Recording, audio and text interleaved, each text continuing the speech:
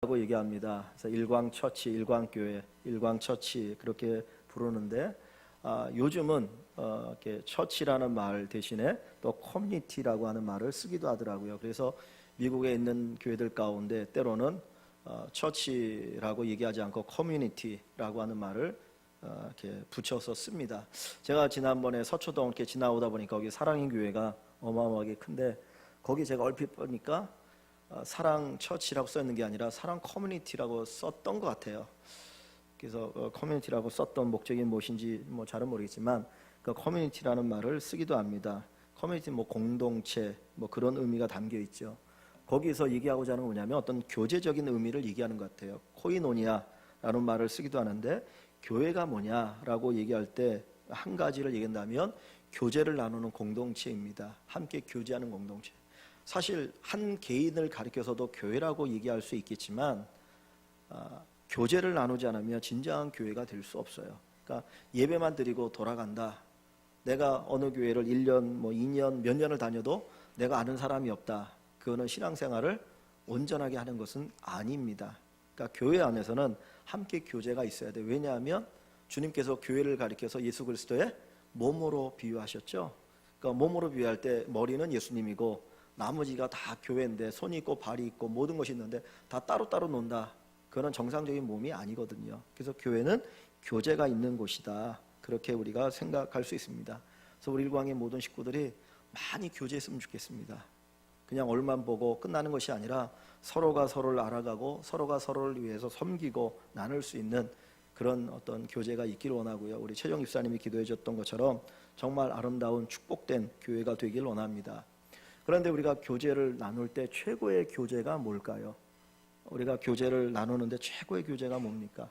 교회 안에 있다 보면 이제 성도들 가운데 내가 가지고 있는 것들 이렇게 나눠주는 것들을 볼 때가 있어요. 우리 애기 엄마들 가운데 아이를 먼저 기르고 정말 그것들을 가운데 또 이제 후배들이나 깐난하게 쓰라고 주기도 하고 또 집에 있는 것을 또 이렇게 나눠주는 그런 모습을 보면 참 너무나 귀하고 사랑스럽다. 참 교회가 이런 맛이 있어야지 그런 생각을 많이 하거든요. 근데 그것도 귀한데 정말 교제를 나눈다고 할 때 최고의 교제가 뭘까? 바울은 오늘 본문 말씀 속에 보면 정확하게 나와 있지 않지만 로마 감옥에 갇혀 있습니다. 그리고 이 편지를 받는 사람들은 빌립보라고 하는 멀리 떨어져 있는 도시의 성도들이거든요. 그 감옥에 있는 바울과 멀리 떨어져 있는 이 빌립보 성도들이 어떻게 교제를 나눌 수 있을까?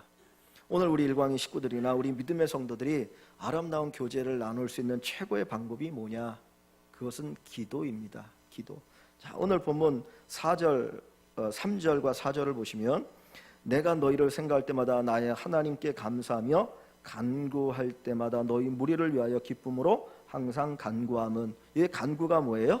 기도죠. 기도. 내가 너희를 위해서 기도한다 그랬습니다. 또 9절 말씀해 보니까 내가 기도하노라. 내가 기도하노라.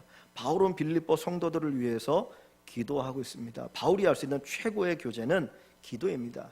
로마서 1장 6절에 보면 내 기도에 쉬지 않고 너희를 말함은 그랬어요. 바울이 기도할 때마다 자기가 사랑하는 성도들을 위해서 기도하고 있다라는 겁니다.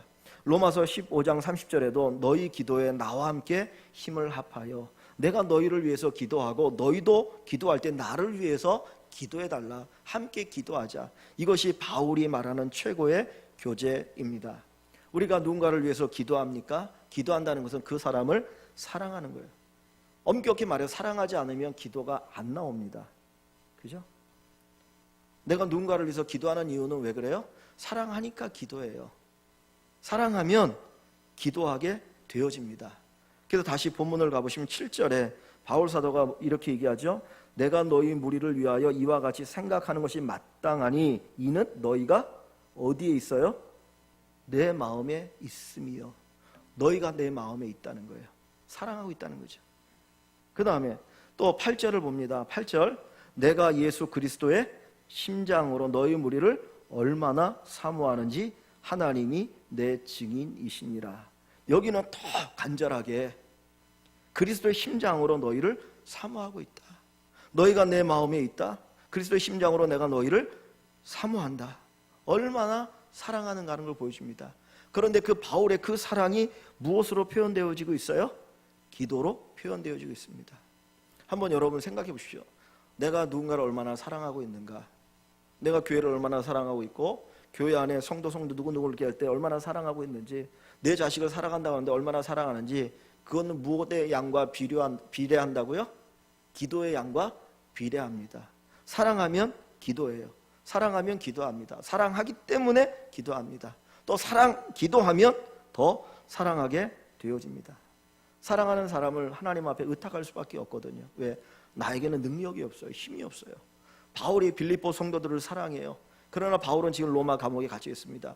그들을 위해서 할 수 있는 것이 없어요. 한계가 있어요. 부모가 자식을 사랑하지만 그 자식을 위해서 해줄 수 있는 것은 한계가 있어요. 그렇기 때문에 전능하신 하나님 앞에 그 자녀를, 그 사랑한 사람을 맡기는 것입니다. 하나님, 나는 할 수 없는데, 내가 연약한데 하나님이 대신 돌봐주십시오. 하나님 붙들어 주십시오. 그런 기도를 드릴 수밖에 없다라고 하는 거죠. 그래서 사랑하면 기도합니다. 최고의 교제는 기도입니다. 우리 일광의 모든 식구들이 서로를 위해서 아낌없이 사랑할 수 있길 원합니다. 혹 내 마음에 아픔과 상처를 준 분이 있습니까? 그렇다면 기도를 시작해 보십시오. 기도하면 사랑하는 마음이 생깁니다. 우리는 거꾸로 생각해. 내가 사랑하면 기도하겠다. 사랑하게 되어지면 기도하겠다. 근데 절대로 사랑하게 되지 않습니다. 기도하면 사랑하게 됩니다. 내가 기도하면, 그냥 기도하다 보면 사랑하게 돼요. 처음에 기도하는 거 어려울 수 있어요. 그러나 한 마디 두 마디 그 이름을 부르면서 하나님 앞에 기도하다 보면 사랑하게 되어지고, 어느 순간에 정말 내 안에 그 사람이 있고 그리스도의 심장으로 사랑하게 되어진다라고 하는 것을 고백할 수밖에 없습니다. 오늘 본문에 기도하는 바울의 모습을 우리가 볼 수 있죠. 7절 말씀을 보면 이런 표현이 있습니다. 내가 너희 무리를 위하여 이와 같이 생각하는 것이 마땅하니, 3절에 보면 내가 너희를 생각할 때마다 나의 하나님께 감사하며 간구할 때마다 너희 무리를 위하여 기쁨으로 항상 간구함은 그랬어요. 이 3절과 4절은 기도하는 바울의 모습이죠. 그 기도하는 바울의 그 마음은 어떤 마음입니까? 3절을 보니까 감사의 마음이고요, 4절에는 기쁨의 마음이다 그랬어요. 기도할 때 얻는 유익이 있는데 그것은 감사와 기쁨입니다. 우리가 기도하다 보면 우리 안에서 감사가 일어납니다. 기쁨이 일어납니다. 내가 누군가를 위해서 기도하다 보면 그 사람 때문에 하나님 앞에 감사한 거예요. 그전에는 감사의 조건을 잘 몰랐어요. 왜 내가 저 사람 때문에 감사할 수 있을까?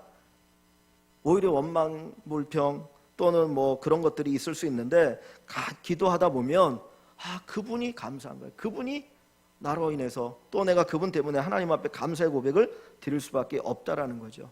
또 두 번째 감정은 뭡니까? 기도의 감정이죠. 기쁨의 감정이죠.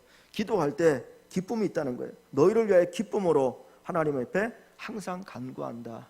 기도하는 저와 여러분들이 되어서 감사와 기쁨이 충만하게 되기를 원합니다. 그 구약에 보면 한나라고 하는 여인을 우리가 알죠. 한나는 자식을 낳지 못했던 여인입니다. 원래 자기가 첫 번째 아내인데 자식을 낳지 못하니까 그 남편이 둘째 아내를 얻었어요. 그래서 그 둘째 아내에게 이제 맨날 이렇게 당하고 사는, 그래서 밥도 제대로 들어가지 않고 밤마다 눈물을 흘리면서 밤을 지새우는 정말 불쌍한 여자입니다. 기쁨이 없었어요.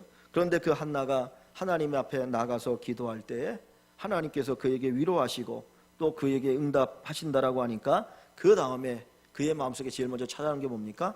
기쁨이에요. 그래서 집에 돌아가서는 밥을 열심히 먹기 시작합니다. 그리고 자식을 낳는, 사무엘을 낳는 놀라운 축복을 경험하게 됩니다. 하나님 앞에 기도할 때 주님께서 우리에게 기쁨을 주십니다. 기도하기 전에는 슬픔이 있고 괴로움이 있고 아픔이 있을지라도 기도하면 하나님이 주시는 기쁨의 역사가 있게 됨을 믿으시기를 주의 이름으로 간절히 축원합니다. 특별히 이 바울이 이처럼 기도하면서 기쁨이 넘치는 이유가 무엇일까요? 그것은 이 6절에서 우리에게 가르쳐 줍니다. 6절 말씀을 같이 봅니다. 6절, 너희 안에서 착한 일을 시작하시니가 그리스도 예수의 날까지 이루실 줄을 우리는 확신하노라. 시작했다라는 말이 나오죠. 그 다음에 이룬다는 말이 나옵니다. 착한 일을 시작하시니가 그리스도 예수의 날까지 이루실 줄 안다. 이 이야기 뭐냐면 바울이 기도하면서 뭐를 갖고 기도한다는 거예요? 소망을 갖고 기도한다는 거예요. 바울은 지금 빌립보 교회 성도들의 그 모습을 보지 않고요, 이후에 이루어질 그들의 모습을 바라보기 시작하는 겁니다. 마치 지금은 작은 씨앗을 뿌린 것과 같아요. 씨앗을 뿌려서 싹이 좀 나는데 이게 어떤 나무인지 아니면 어떤 화초인지 잘 분간이 되지 않아요. 이게 뭐가 될까? 근데 바울은 그걸 보는 게 아니고 가을이 되어서 열매가 풍성하게 주렁주렁 맺힐 그 모습을 바라보는 겁니다. 그래서 시작하신 이가 그리스도의 날에 이루실 줄을 확신하노라는 말씀을 하는 겁니다. 기도하는 사람은 지금 현재의 모습을 보는 게 아니라 나중에 이루어질 그 모습을 바라보는 거예요. 즉 다시 말하면 소망을 가지고 기도하는 겁니다. 기도하는 사람에게 소망이 있어요. 꿈이 있습니다. 비전이 있습니다. 왜? 기도 속에서 하나님이 이루실 것을 바라보기 때문입니다. 오늘 우리의 모습이 연약해 보여요. 뭐 여기 뭐가 있을까? 저 사람에게 소망이 있을까? 희망이 있을까? 그런데 시간이 흘러가면 기도하다 보면 그 안에서 펼쳐진 놀라운 하나님의 역사를 보는 날이 속히 우리에게 임할 줄 믿습니다. 지난 금요일 날 이제 신방하는 중에 우리 임선희 권사님이 이제 그런 말씀을 하시더라고요. 우리 유지연 집사님 어머님께서 꿈을 꾸셨는데 그 꿈에 우리 교회 안으로 수많은 사람들이 몰려든다는 거예요.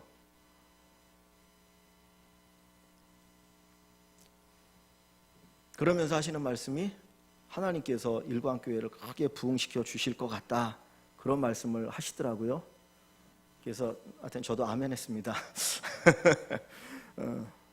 근데 제가 그 얘기를 들으면서 큰 부흥을 주셔서 주실 것이다, 그 말이 사실 귀하고 감사하지만 그것보다는 뭐가 더 귀했냐면 그만큼 우리 교회에 대한 사랑과 애정이 있으시다는 거예요.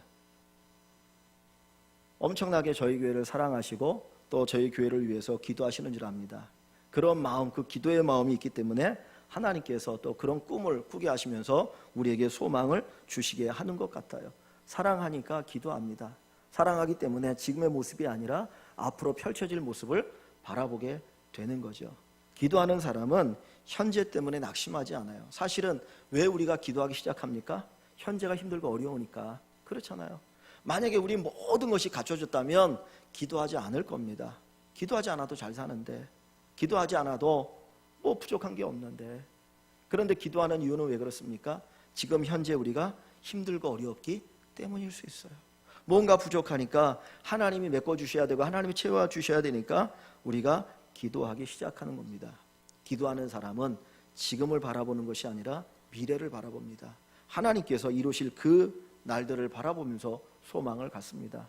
우리 일광의 모든 식구들이 그 소망을 갖는 귀한 은혜가 있기를 원합니다. 혹 여러분의 모습이 부족합니까? 우리 자녀들의 모습이 부족합니까? 그것 보시고 낙심하고 절망하지 마십시오. 저 뭐가 될까? 저 뭐가 될까? 그러지 마시고 나중에 하나님이 이루실 것을 바라보시면 좋겠습니다. 사실 우리의 모습도 보십시오. 저도 저만 봐도 그래요. 아마 여러분의 모습도 그럴 겁니다. 그렇잖아요. 하나님이 은혜 주시니까. 우리 집사람 저 뒤에서 많이 웃고 있는데 예. 정말 내가 뭐가 될까? 근데 하나님이 키우시잖아요. 왜? 기도하는 가운데. 그러니까 우리 아이들이 조금 못하고 부족해 보여도 그것 때문에 낙심하지 마시고 하나님께 맡기고 기도하십시오. 사랑하면 기도하는 겁니다. 기도하게 되어질 줄 믿습니다. 그러면 우리가 뭘 기도해야 합니까? 여기 9절부터 11절에 보면 바울 사도가 이 빌립보 교회 성도들을 위해서 기도하는 내용이 나옵니다. 9절부터 11절 말씀을 같이 한번 읽을까요? 내가 기도하노라 너희 사랑을 지식과 모든 청명으로 점점 더 풍성하게 하사 너희로 지극히 선한 것을 분별하며 또 진실하여 허물 없이 그리스도의 날까지 이르고 예수 그리스도로 말미암아 의의 열매가 가득하여 하나님의 영광과 찬송이 되기를 원하노라. 아멘. 자, 9절에는 뭐를 기도합니까? 사랑이 풍성해지기를 위해서 기도하죠. 그죠? 사랑이 더 풍성해지기를 위해서 기도합니다.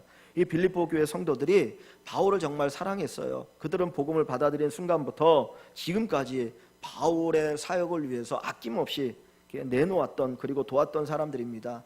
여기 2장에 가보면 그 누굽니까? 에바브로디도를 보내기까지 하면서 바울을 위해서 정말 애를 썼던 사람들이거든요. 근데 바울이 뭘 위해 기도해요? 사랑이 더 풍성해지기를, 지식과 모든 청명으로 더 풍성해지기를 위해서 기도한다 그랬습니다. 10절에는 뭐를 기도합니까? 너희로 지극히 선한 것을 분별하며 또 진실하여 허물 없이 그리스도의 날까지 이르고 그랬어요. 허물이 없기를. 허물이 없기를 위해서 기도합니다. 자, 세 번째 11절에는 뭐를 기도합니까? 예수 그리스도로 말미암아 의의 열매가 가득하여 하나님의 영광과 찬송이 되기를 원하노라. 의의 열매가 가득하기를 원한다 그랬어요. 그러니까 사랑을 위해서 기도하고 허물이 없기를 위해서 기도하고 의의 열매가 가득하기를 위해서 기도합니다. 다른 것 기도하지 않았어요. 이 세 가지를 놓고 기도했는데 한마디로 얘기하면 그리스도를 닮기 위해서 기도하는 거예요. 하나님은 사랑과 공의의 하나님이시잖아요. 이 기도의 내용은 결국은 하나님 닮기를 원한다라는 겁니다. 하나님 닮기를 원한다. 너희가 지금도 사랑이 풍성하고 너희가 지금도 거룩하고 깨끗하고 정결하고 그리고 나름대로 지금도 성령의 열매를 맺어 가고 있지만 정말 여러분들이 더 하나님을 닮아가기를 원합니다. 이것이 바울의 기도입니다. 오늘 우리가 기도할 때 이런 기도를 많이 드리면 좋겠습니다.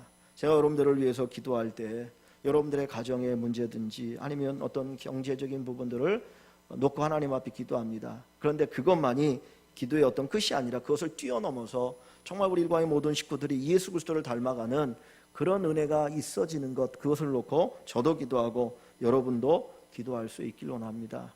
주님 우리에게 말씀하시거든요. 무엇을 먹을까 마실까 입을까 염려 근심 걱정하지 말라. 누가복음에는 이는 특별히 이방인들이 구하는 것이다. 주님이 책임져 주신다고 말씀합니다. 책임져 주십니다. 그러니까 걱정하지 마시고 먼저 주님 닮는 것을 놓고 기도하십시오. 먹고 마시고 살아가는 것 때문에 그거 근심하면서 걱정하면서 산다면 얼마나 인생이 불쌍합니까? 그러잖아요. 어떻게 보면 동물만도 못한 것 같아요. 개만도. 왜냐하면 개들 가운데 먹고 사는 것 때문에 근심하는 개가 있습니까? 한 번도 못 본 것 같아요.